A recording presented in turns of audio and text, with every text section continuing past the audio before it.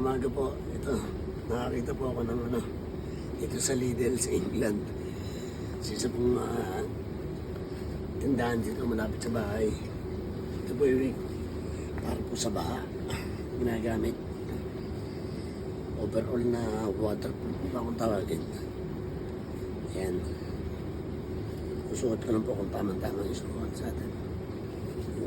Yung paa po, suot yung kanyang paa. Size. Ito na lang po natin yung size ng ano. Sa taas yan. Yan.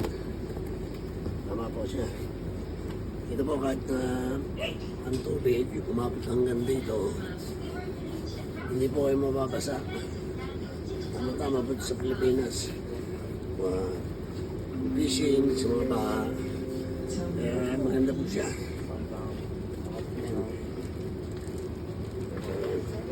Meron din po siyang hipitan dito sa likod para palit na nalulog dyan. Ayan. Ayan, tama-tama po ito.